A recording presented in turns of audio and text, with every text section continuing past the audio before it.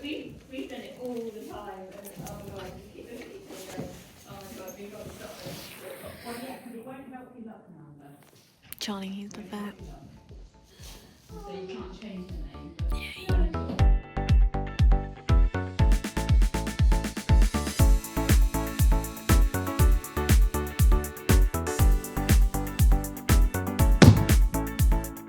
While Charlie is slowly making his way over, we're going on a hack. I thought I would just give you a little bit of context for this video before we go into it.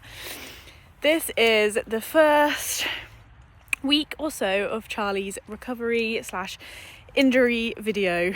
Basically, we went out hunting and unfortunately our friend, who has never kicked out before, did kick Charlie. Come on, Charles, you gotta come in. So he did get kicked. It was a horse that we didn't think kicked. I mean, his owner didn't think he kicked either. It was quite a shock to all of us, unfortunately. And yeah, the first day he came in a little bit lame. Second day he came in really lame. And then I think the third day is then when we called the vet out and we had x-rays taken. Come on, come in. You'll see a lot of footage of me essentially just in pyjamas. I'm in more appropriate attire today, and also clothes, my Christmas clothes stuffed under my outside clothes, because I would be dealing with Charlie and then doing Christmas events over the winter period. Obviously this all took place over November and December. It is now towards the end of January, touch wood, we are all better. But yeah, I thought I would just join you on the journey so that you had a bit more context. I'll do some voiceovers, what we were thinking in certain places. But yeah, it's been about 2-3 months recovery, and now we're just getting our fitness back up. Why are you staring at me? The gate is open. Come on. So yeah, we are doing short hacks to get his fitness back up so we can be out doing fun things for the summer, which I'm really glad about. But yeah, it's been stressful, so enjoy. Whoopie Roo is keeping Mr. Charles company. Ugh. So basically, I got Charlie on phone, like 3 days ago. We took him out and he's got kicked. Talk about bad luck. So if you don't like and subscribe already, please do, because I need to get monetized to pay my vet bills. Pulse is up and up, eh? His pulse is up, did you say? Yeah, so His pulse up means? it just means inflammation, basically. It's usually lower down the leg. Like a foot abscess would be a classic example of when that would be elevated. He's good to do. Are we alright just to whip this off for a minute? I don't want him getting chilly, but it would be good just to see him whole. Yeah. I'm really sorry, darling. You ready? And because his pulses are up and it's so common with things like foot abscesses, I'm just going to squeeze his foot. okay. And just be good if it was just a coincidence that he was kicked at the weekend and actually he's got a raging foot abscess brewing. My fingers are so cold right now. Has he always been barefoot? No, Katie used to have him shoes, but then she's moved all of hers to barefoot. What do you? But he wears boots for hacking sort of half the time, I'd say. Okay.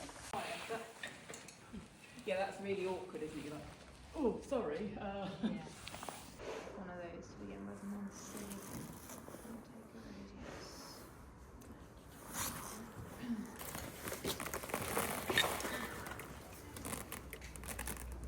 Will he hold it?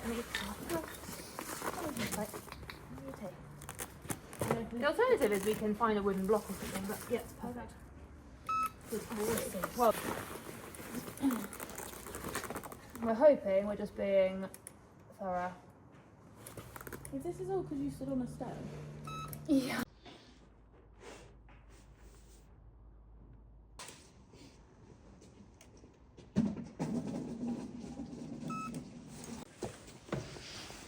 Elbow, bottom of the elbow anyway, radius.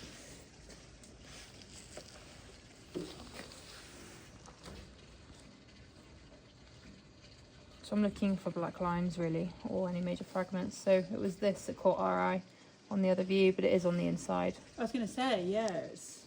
So where is that in relation? That's just above the That's knee. just above the knee on the inside, but and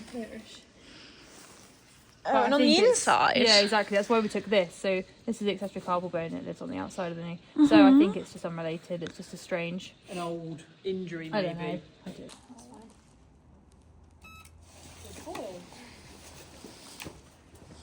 When I asked my partner for pictures for Christmas, this isn't quite what I meant. Okay, so I'm just coming here on a voiceover. As you can see, the vet has done different x-rays. They did not bring a hoof block because they didn't think it would be an abscess. Obviously on the phone, I told them that he got kicked, so they were expecting there to be a fracture. They squeezed his foot and did the foot test, as you can see, and he did have some reaction. They dug around a little bit, but couldn't find anything. And so basically, they just recommended that we poultice, which you will see in a moment. Hi, baby boy. You come in? Oh, you look much better, darling. Hi, Damson. Much better. Oh, look at you. Good boy. Hi, Suze. It is quite easy to get excited, obviously, about him feeling better the day after the vet, but of course he's going to have some bute in his system. So I now had to re-poultice him, so take the poultice off from the night before and just have a look to see if there was anything interesting on it. We're looking for things like a explosion of pus, like a dent, like a circle of something is what we're hoping for, because we're hoping that that poultice has drawn out the abscess. As you can see from the photo, or if you weren't sure, there was nothing interesting on that poultice, unfortunately.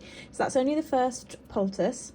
Normally, for abscesses, you're going to get something sort of day 2. You're not necessarily going to get anything the first day. It's going to be quite dirty just from the normal dirt that's on his foot. And we are poulticing again. You can put the hoof down on the ground. You don't have to keep it in the air. I was just a little bit scared. This is my first attempt at poulticing. So yeah, I was a little bit cautious while popping his foot back in the dirty boot. But I think I did quite a good job, if I do say so myself, even though Charlie was a little bit offended by all of this faffing about. You're going to see a lot of trot up soon as well. And just, yeah, a lot of faffing, basically. I know in some cultures owls are bad omens. However, Charles, we're taking this little guy as a good omen. Okay? Come on, Charles. I think we'll end up scaring it off. Can you see him better? Hi, little buddy.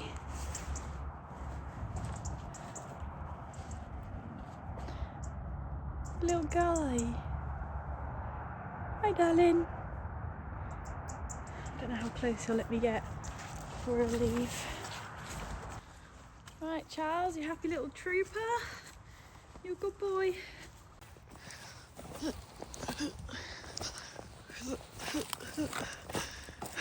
my god. 1, 2, 3, 4. 1, 2, 3, 4. Oh, Charlie, Charlie? No. Is that necessary? I take it we're feeling good. Hey? It is day 3. And I don't know how he is. I was too busy recording the ground. Come on, come get some treats. I want to see what you like. Come on. Come on. How you moving? Hi, Suze. You want snacks? Come on in, you can have snacks.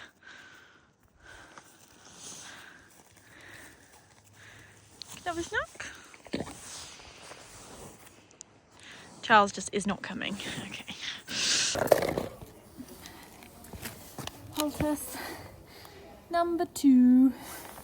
If you can see, not interesting. Lovely. Lovely job, bud. I don't know why, but I keep trying to do the voiceover for this segment and I keep messing up and it's getting really frustrating. So please wish me luck. I can get through this. There was sound for this clip, but I have got rid of it because basically it's just me and Katie talking about where we're at. Within that poultice that you've just seen, there was nothing interesting. So whether or not we did a third poultice would determine how his trot up was. On day 1, his trot up was not that bad. Day 2, he was hopping lame, and that's why we then went on to call the vet. Katie says in this clip, she asked me to stop because actually his trot up was how we were on day 1, which obviously is better than day 2, which means he's getting better. Because of that, there is no point us poulticing, because if it was an abscess, he would be absolutely hopping until the abscess broke. So that meant that the injury is then from the kick, and we are working with his injury from the impact rather than anything else. I just have to slow-mo this bit as well because look how gorgeous he is. Right, it is a little bit warmer today than it has been.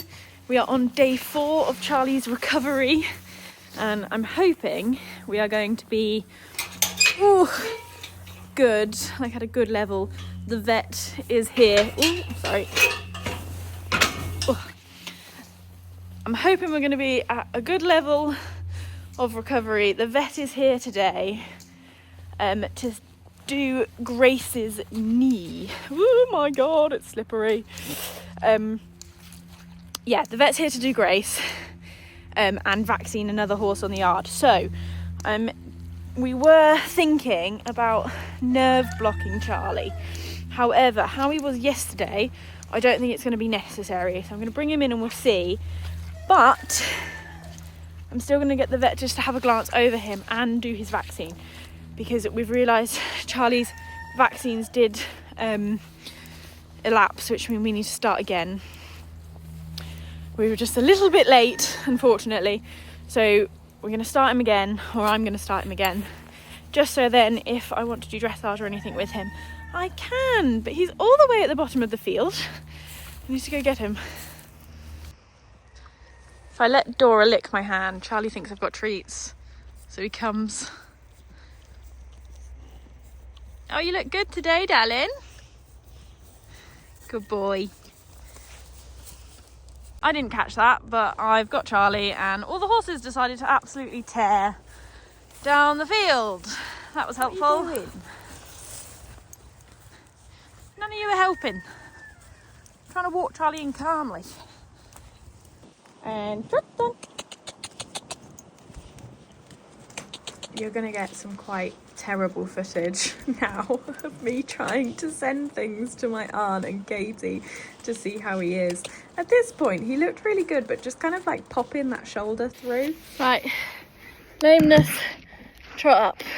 We're on soft ground, but I just want to see how we're feeling today, basically. Oh, bugger, I've managed to knock that by dropping it. Good thing Charlie's a good boy.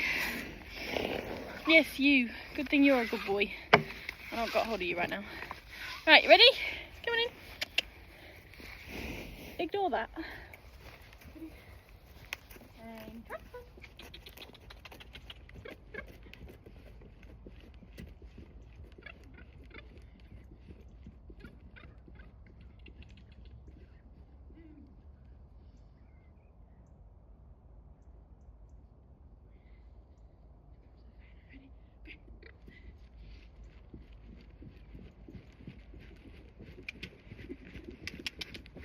Don't spook at the phone.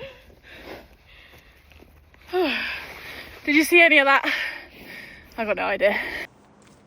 So over the Christmas period, I rode Willow a lot. You will have seen my pub hack rides. I was very grateful to be able to drag poor Willow Bear out of the field and use her. So Charlie got a good amount of rest and time off.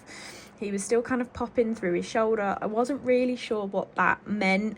It was clear just a bit of stiffness, and it was cold, and there was just things that just, I don't know, it kind of I didn't really know where to go other than rest. There was talk about perhaps like doing more activities with him, like in hand, but I just thought in my gut, I just need to give him some time. So over the couple weeks over Christmas, I just left him in the field. He wasn't getting worse, and he kind of also wasn't getting better. And it was more if he, like, his recovery got stagnant, I'd have the vet out again. So the plan was to have the vet out to potentially nerve block him and perhaps do x-rays again, because we kind of weren't getting anywhere. However, me and Katie did a lot of work with him. We lunged on the hard surface, and we just could not get him to be lame. As weird as that sounds, we were trying to make him lame so that we knew what we had to do for the vet to nerve block him, and he just wasn't going lame. Because of that, I cancelled the vet appointment because I didn't need it. I couldn't have the vet come to try and look for lameness when there wasn't any. So those sort of 2 weeks off that I gave him during Christmas was so beneficial, because actually that gave him the time to recover without any stress. So from Christmas, I then, as you can see, kept my hat on because I kept forgetting to bring a hat silk to the yard, and I didn't want to be an egghead for too long. I then did a lot of in-hand work with him, trying to get that strength back up, because at this point we are in the mindset that he is basically better. He's not lame anymore, but we've got no core muscles or top line anymore. So we're doing a lot of in-hand, crossing his legs, going over poles, doing poles backwards, which is quite a good one for him to think, not panic, and you engage his muscles where he needs to, because although like 2 months off isn't that much, he's lost like a lot of that condition that we had when we were out hunting. And Gracie, who's in the arena with me, she has just had a thorn extraction surgery, so she's basically back to where Charlie is as well, as both of their injuries were kind of dealt with around the same time, and they're both only just coming back into work. So it's good to be able to do this all together. And yeah, at this point we were pretty happy that we weren't rehabbing him anymore, and we're just getting fitness back up again. Charles, you want to come in? Charlie. Hi, Delia. Of course, as adorable as he is, I am dealing with the absolute onslaught of mud. And at this point, I'm just looking for mud fever constantly. I completely understand how people say that they just want to wrap their horses in bubble wrap all the time. Where Katie keeps her horses, unfortunately, the mud is very clayey and thick and awful, and I just have to keep on top of it, because mud fever is not a vet bill that I want to add on top of my already growing vet bills with Charlie Chops, and tendon issues as well. I don't want that either. One thing I will never be embarrassed about is the amount of high vis I put on, because we must be seen. Right, let's go, Charles.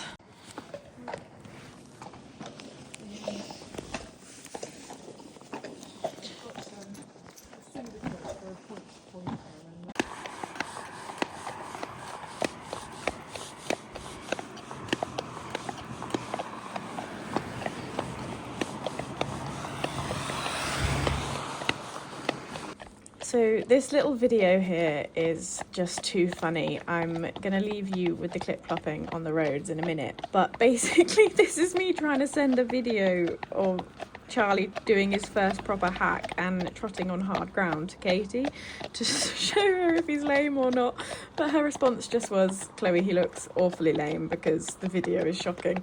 What are you doing?" So yeah, I don't really know what I was thinking, but yeah, it's just funny looking back on it. So please enjoy the clip clops, because you can't tell if he's lame or not, bless him. He didn't feel lame though. Keep going.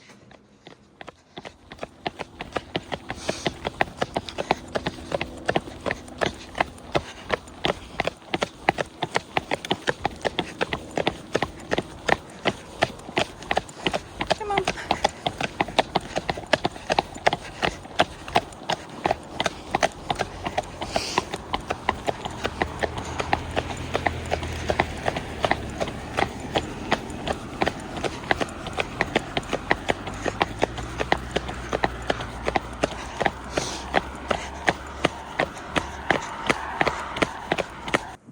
yeah, I hope you guys have enjoyed this little journey. Unfortunately, none of these clips are in the right order. Like, the last one was after Christmas and this one is before Christmas because I've got my pub ride outfit on.